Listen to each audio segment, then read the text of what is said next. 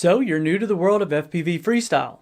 Welcome. It's a lot of fun here, especially if you want to get those epic cinematic shots, sweeping landscapes, and all of things like that.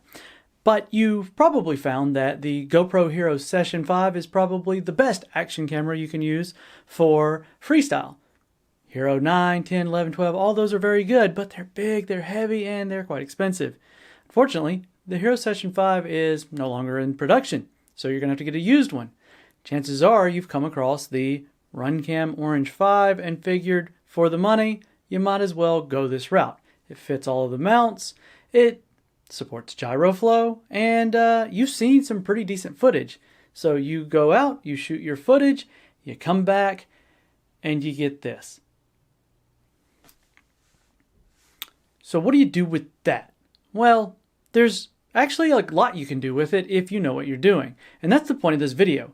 I'm going to show you the settings that I use, as well as a little extra hardware that will help this thing out when it comes to video quality, and how I get a little bit of better colors out of it using Davinci Resolve. So it's a three-step process. It's a mount, it's an ND filter, spoiler alert. There's also some stabilization, how to get the best use out of Gyroflow with it, and then how to use a program using Davinci Resolve to get better colors out of it. All of the things, except for the ND filter and the prints, are pretty much free to use. So let's get into it. Alright, so first things first when it comes to this is I do highly recommend, if you're going to use one of these Runcam 5 oranges, that you have an ND filter. Now I'm using an ND8 filter, and it's the TBS style filter that I got from Pyrodrone, but I would personally recommend that you grab the stick-on one that is for this is a camera butter one for the it's actually for the Session 5, but it'll fit this one, and go with ND8 or 16. It's up to you, but just have an ND filter on there because it's going to go a long way in helping you get a not blown out image.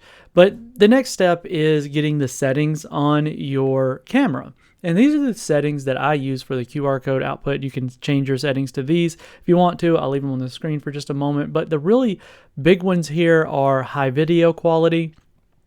The resolution, I use 4K 30XV, and you want to use the XV because what it's going to do is use the full sensor. It's a 16:9 sensor, and I know that typically you like to record in 4:3, but you'll see in just a moment when we go in Gyroflow how you're going to make that kind of corrected so that it, just hang on to that. Volume FPV, that just kind of shuts up the microphone a lot. Shutter speed 1/60, and that is going to be where that ND filter comes in. If you don't have an ND filter, you're going to leave that on auto. I leave ISO on auto because you can't preview this camera in any kind of way, so I just kind of have to let it do its thing. Otherwise, I don't know what I'm getting into. I use a flat color profile so that I can add back in some colors. Distortion correction off on the image stabilization, off frames, saturation at medium. You can go low if you want to on that one, but I use medium, contrast at low, sharpness at medium. I find that low is a little too soft for me, and I would rather add sharpness than not have it. Metering is average metering, and white balance to sunny. All right, so that's kind of where that is. Okay, so now we're going to open up Gyroflow and we're going to get things going. First things first, we got it open. It's updated at the latest, and we're going to go ahead and click there to drop the file. I'm going to go into my drive for the Runcam 5. These are all the files that I have on there right now, and I'm going to go with this one. This is the one I've already pre-selected. I kind of like the way this one is. There's a scene on here I want to do. So we're going to open it, and it's going to go ahead and auto-analyze. Not a fan of this, and I'm going to show you how to kind of take it back to square one because you want to take over. A GoPro will do this part spectacularly, but for the sake of using the Runcam 5, you see you've got a ton of sync points, and you've got a bunch of red, orange, or yellow, and then little off green ones. But before I do that, I'm going to change the lens profile because I know it says Runcam 5 orange, but remember, we shot this, and we're going to turn this off. We shot this using the XV setting, and this is it kind of stretched out. I can pull it over here and move a spot, and you can see this a little bit. Actually, there's a scene in here. There we go. So you see how that looks with it kind of, stretched out. I'm going to go ahead and do this full screen. You can see it a little bit. We're going to leave it here. Now, if you go into lens profile, somebody made one that is absolutely fantastic. If you look here, It's the Runcam 5 Orange 4K 4x3 4K 30XV. Now, it's an official one, so we go ahead and do this. I'm going to go ahead and favorite it. So if I do this on this computer again, I'm set up. Click it, and boom, suddenly it stretches it upwards to a 4x3. Now, when we go back to using stabilization, let me turn that up, turn stabilization back on. Now you see it's a lot more correct. Now I'm turning the audio off so I don't blast your eardrums, but this is it pretty well together. But unfortunately, I found a lot of times you're not going to get super smooth playback. You're going to get it a little bit choppy, and this is how you're going to fix that up. If it gets it right, perfect. I love it. But chances are you're going to end up with a little bit of jerkiness. And what I like to do there is just go ahead and delete all these. Now that those are all deleted, we want to find the piece of this video that I want to take our section from to finish out editing. And for me, it was this sequence. I'm going to start it back here because I like this as a start point. And we're going to let it fly, and I'm going to let it play through so you can see how how jerky this is and how kind of bouncy it is. But this was us kind of hanging out, flying these little whoops around, and I fly up, over, and don't worry, there's no people anywhere around over here, and into this section. Bam. I want to stop it right there, make that the end. So now I can take this section, zoom out, and we're going to go ahead and make this part a little bigger.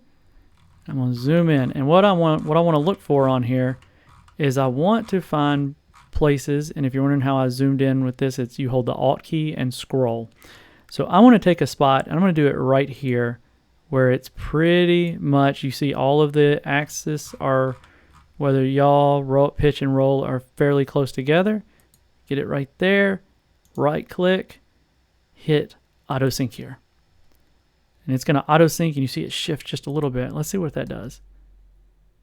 Oh, that is so much better. Gives me a little bit of my little bob, very FPV-like. Then you can see the visuals where it's syncing up. And now it's still got some visual sync points here. Oh, you see that? We got a little bit of wobble back in there. I'll tell you what we're going to do is here. I'm going to do an auto sync point here. See if that gets it. A little bit. I tell you what, we're going to extend this just a little bit. And I'm going to add another one. Because sometimes you can add in more, and the more you add in, the more data you're going to give it, the more it's got to work with, and then suddenly it smooths right out. So just play with it when you're in there, and don't feel like you can't add more sync points, but I recommend using the auto sync points rather than the manual ones, because it'll move the gyro data slightly to account for it. So with this, we're going to go ahead and hit X. I'm going to change the output path, and I want to go to my desktop, and I'm going to go to Runcam Video, and it's a RC5 stab. Okay, hit save, and then I'm going to hit export, and then we're going to jump over to Davinci Resolve and show you how we make this look even better. All right, now I am in Davinci Resolve Studio 18.5, or 18.6 rather, just in case you're wondering which version that we're using. Now I'm in the Media tab here, and I'm going to go to my desktop, which I have saved as a favorite. And this is my Runcam video that we're working on here, and this is the clip. I'm going to move it down to here. Now I'm going to let it change my frame rate because I know I want it to not be at 24 FPS. I want it to be at that 2997. So I'm going to hit let it change it. Go here. I'm going to let it drop down into my timeline. I'm going to mute it because I don't want you fine folks to be deafened. And there we go. We can see it playing back in here. It's super smooth, nice and flowy through this spot here. And what I'm going to do is we're going to make it look a lot better. Now the fun thing is with the Runcam 5 Orange, it already does a pretty good job with the colors as far as making it palatable. You can see here in your scope, if you go over to, jump to the gun here, you want to go over to your color tab and make sure you have your scope open to where you can see this. And that's going to be right here on the right. If you see that, change that to the scope. And over on the left, you're going to go to your color primary wheel. Now, I'm going to adjust this a little bit if I can. I'm not sure it's going to give me a whole lot of room with this smaller screen. But what I want to do here is I personally, because my temperature is pretty well laid out, I'm actually going to add some saturation And I'm going to take that from 50. And sometimes if you want to go really saturated, you can go 75. And that's going to really boost those colors. You see how much brighter those got? And down here where it's 256, if you see these numbers on here, a rule of thumb that I was given was you kind of want to stay between 900 and 128. So it's pretty low at 128. I want to add a little bit of contrast. And now this is a percentage. So at 1, if I want to add 5%, I go 105, hit enter, and that expands that a little bit. Now I want to drop my shadows slightly, make it a little bit more, pull those blacks back in a little bit, make it a little less bold, or a little more shadowy, I guess is how you could say it. And look, you can leave it right there. I didn't do a whole lot to it, and suddenly the image is a lot more attractive than it was. Maybe I put a side by side there, but this is kind of what it was and then what it is. If you want a more natural look, that's kind of as far as I would go with it. I wouldn't do a whole lot of changes with that.